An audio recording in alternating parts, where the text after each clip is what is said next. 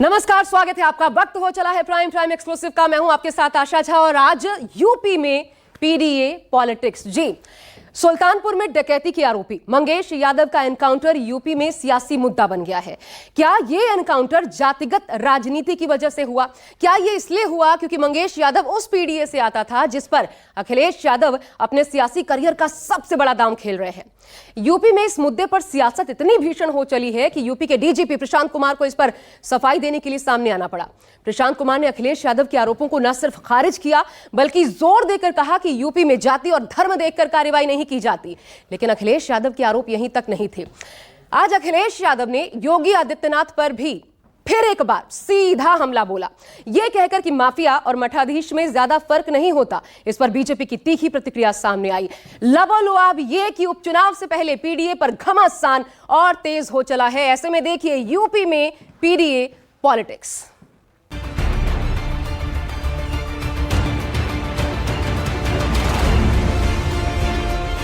जिसकी सोच नकारात्मक हो और जिसका दिल और दिमाग नकारात्मक हो,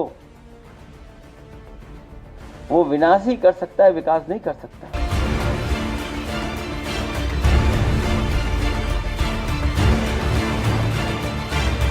तुमने गलती की है और इसलिए प्रदेश की जनता बार बार तुम्हें ठुकरा रही है, बार बार ठोकर मार रही है।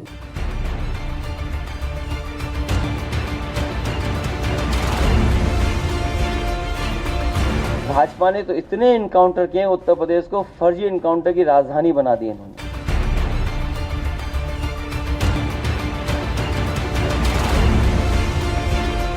अगर कोई कानून को ठेका दिखाने का काम करेगा तो उसका काम तमाम करने का काम भी सरकार करेगी।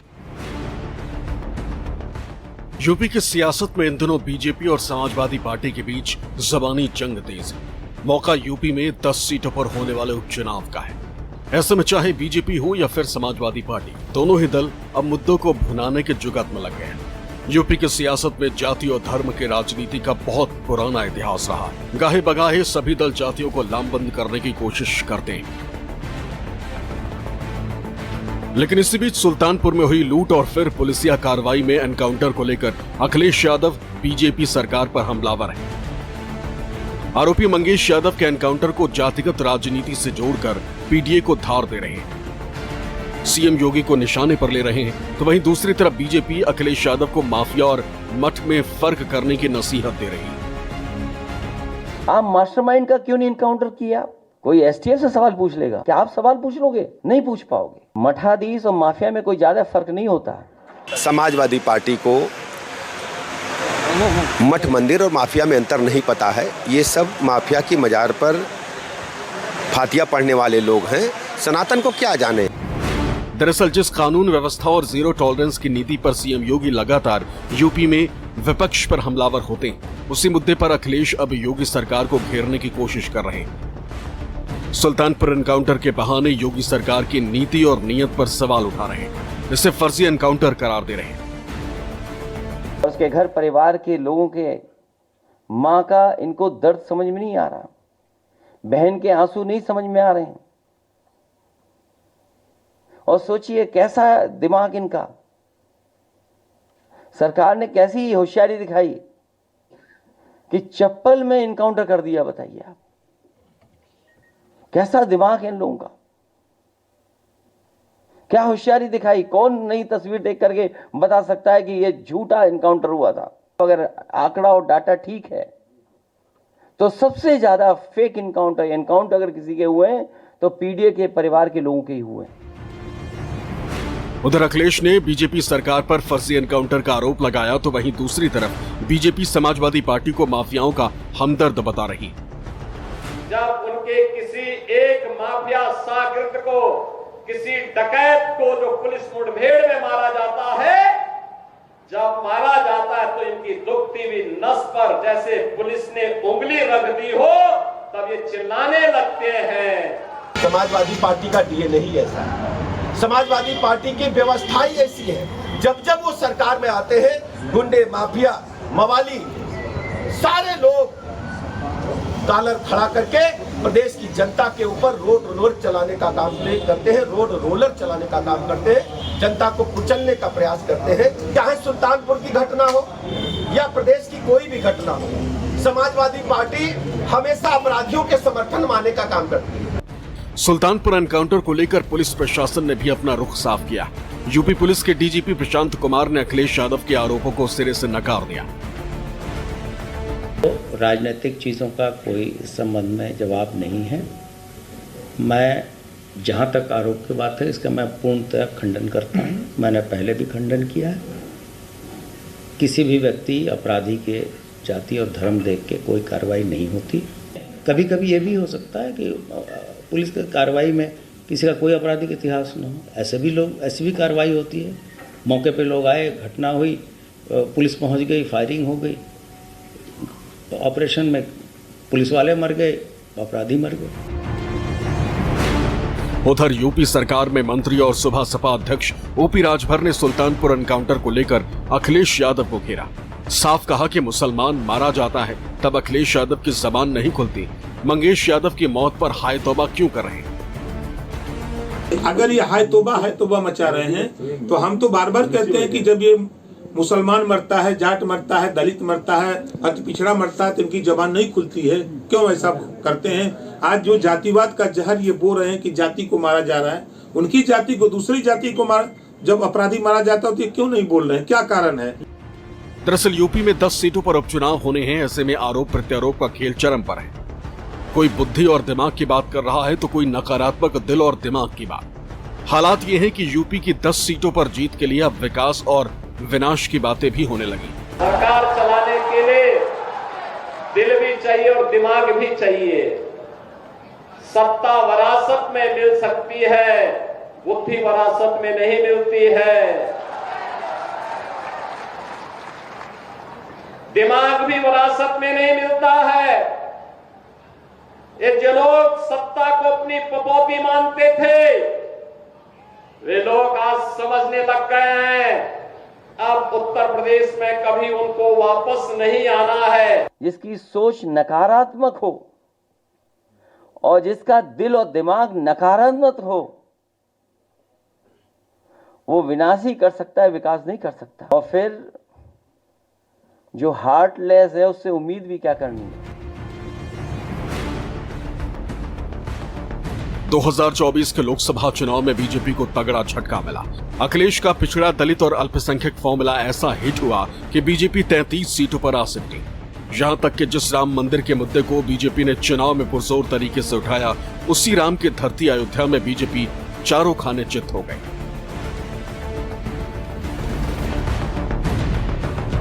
अखिलेश जानते हैं कि अगर जनता की नब्ज पकड़नी है तो फिर उसके साथ खड़ा होना होगा।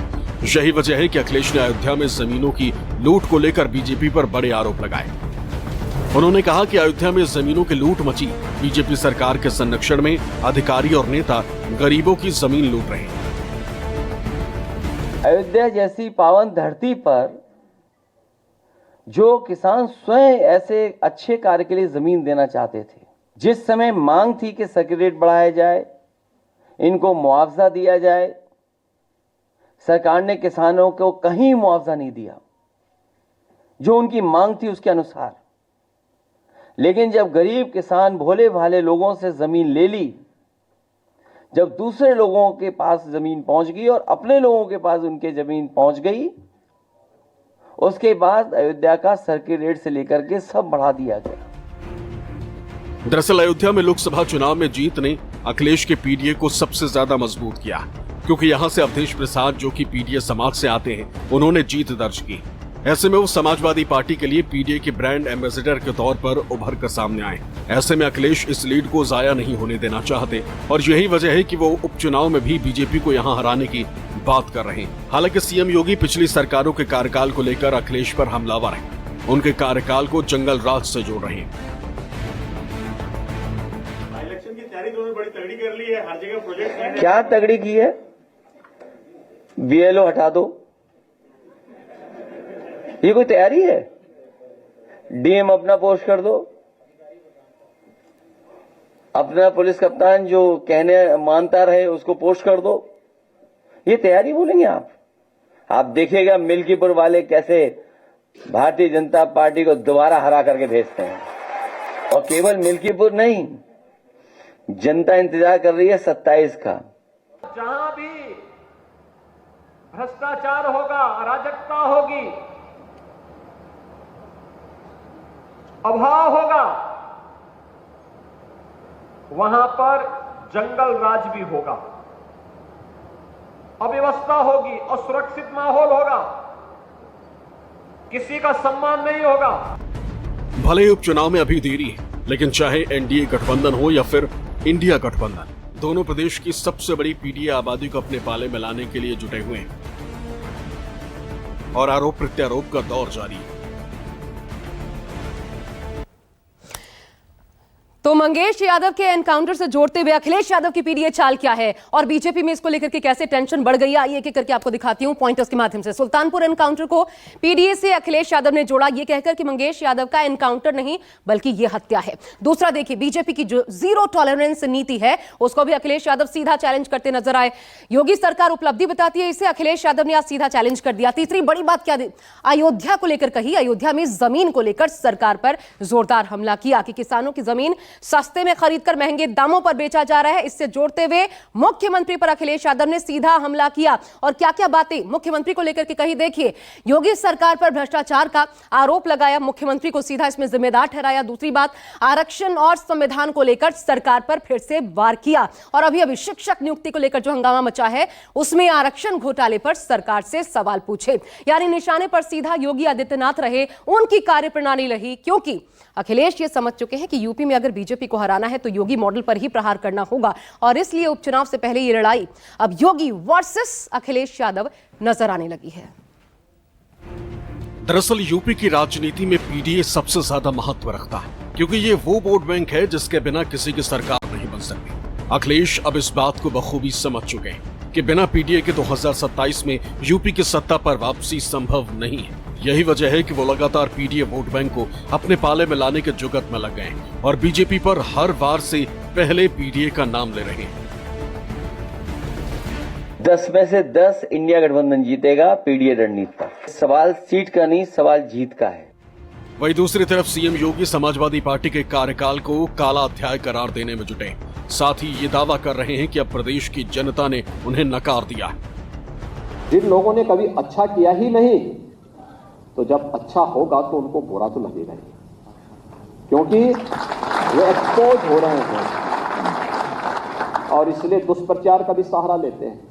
तुमने गलती की है और इसलिए प्रदेश की जनता बार बार तुम्हें ठुकरा रही है, बार बार ठोकर मार रही है। एक तरफ अखिलेश अपने पीडीए को धार देने में जुटे हैं, तो वहीं दूसरी तरफ मायावती भी लगातार इसी पीडीए को दोबारा अपने साथ जोड़ने के मिशन पर लग गई। आगामी यूपी उपचुनाव की तैयारियों में जुटी बसपा ने 59 पेजों की बुकलेट छपवाई। इसमें पार्टी कार्यकर्ताओं और बसपा समर्थकों को पार्टी की रणनीति से रूबरू कराने की कोशिश की गई। ये बुकलेट कार्यकर्ताओं को दी जा रही है ताकि उन्हें पिछले कुछ सालों में लिए गए मायावती के अहम फैसलों के पीछे की वजह बताई जा सके और बताया जा सके कि बसपा ही दलितों की सबसे बड़ी हितैषी। साथ ही इस बुकलेट में समाजवादी पार्टी के गठबंधन टूटने को लेकर भी जानकारी दी गई। इस बुकलेट में मायावती ने लिखा है कि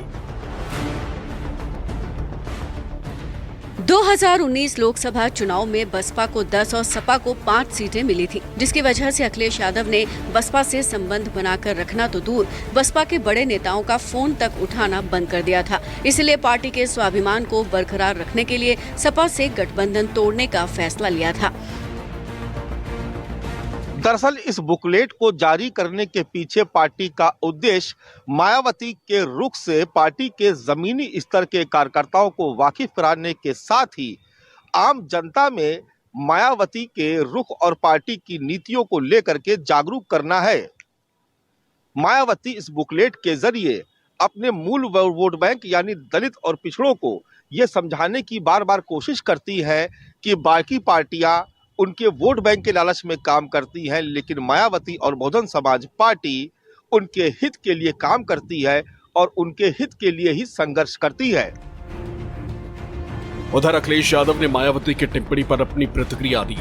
उन्होंने कहा कि जब गठबंधन टूटा उस वक्त दोनों दल के लोग आजमगढ़ में एक सार्वजनिक मंच पर थे। गठबंधन टूटने की जानकारी किसी को नहीं थी। दोनों सपा बसपा का जो लीडरशिप थी सब उस मंच पर मौजूद थी। किसी को नहीं पता था कि गठबंधन टूटने जा रहा है, किसी को नहीं पता था। मैंने खुद फोन मिलाया था ये पूछने के लिए कि आखिरकार ये गठबंधन क्यों तोड़ा जा रहा है, और जो सामने प्रेस मुझे मंच के नीचे मिलेगी उसको मैं जवाब क्या दूंगा।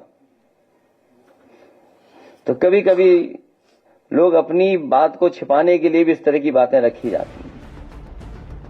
भले ही गठबंधन टूट गया हो, लेकिन 2024 में जिस तरह से पीडीए वोट बैंक इंडिया गठबंधन खासकर समाजवादी पार्टी में शिफ्ट हुआ, उससे मायावती परेशान है। हालांकि मायावती के लिए राहें मुश्किल है। ऐसे में अपने अस्तित्व को बचाने के लिए अब वो जी जान से जुट गई। हालांकि मायावती का इतिहास रहा है कि वो कभी भी किसी गठबंधन में ज्यादा नहीं रह पाई। ऐसे में इसका कारण क्या है, ये जानना और समझना भी जरूरी है। तो मायावती और अखिलेश यादव अपना अपना पक्ष रख रहे हैं, लेकिन क्यों टूटा, इसके बाद क्या हुआ, देखिए एसपी बीएसपी का गठबंधन क्या नजर आया, हम आपको दिखाते हैं। लोकसभा चुनाव में नहीं मिला फायदा, मायावती ने कहा। उनका कहना है 10 सीटें उनको आई, सपा को 5 आई, सपा को फायदा नहीं दिखा, इसलिए अखिलेश ने खुद दूरी बनानी शुरू कर दी। नतीजा यह हुआ कि एसपी और बीएसपी का यह जो गठबंधन था, उनके नेताओं के बीच दूरी साफ स्पष्ट तौर पर नजर आने लगी, और फिर गठबंधन में भरोसे की कमी खुलकर सामने आ गई। एक और अहम कारण रहा, वो ये रहा कि अखिलेश मायावती का अधिक महत्वाकांक्षी होना। दोनों नेता ये इस चुनाव, हालांकि इससे पहले आपने देखा बहुत कोशिशें हुई, इंडिया गठबंधन ने सोचा बसपा को साथ ले लें, लेकिन मायावती ने यह कहकर पार्टी को गठबंधन से नुकसान होता है, इंडिया ब्लॉक से दूरी बना ली। दूरी तो बना ली, लेकिन लोकसभा में बीएसपी को तगड़ा झटका लगा, एक सीट बीएसपी नहीं जीत पाई। ऐसे में आगे मायावती के लिए मुश्किलें क्या है, वो राह कितनी टफ नजर आती है, वो देख लीजिए। एक एक करके हम आपको दिखाते हैं, क्योंकि अब सीधी जो लड़ाई है वो मायावती खुद के दम पर लड़ना चाह रही है। जनता से दूरी सबसे बड़ी समस्या, यह खुद की क्रिएट की गई समस्या है। अब भी मायावती बहुत ज्यादा फील्ड पर नजर नहीं आती, गाहे बगाहे दिखती हैं। कभी दूसरी पार्टियों के नेता हालांकि धुआंधार प्रचार करते व्यस्त नजर आते हैं। विश्लेषक भी यही कहते हैं कि जनता से यही दूरी बीएसपी के सबसे बड़े नुकसान का कारण है। एक और रोड़ा है, वो ये है राहुल अखिलेश की जोड़ी।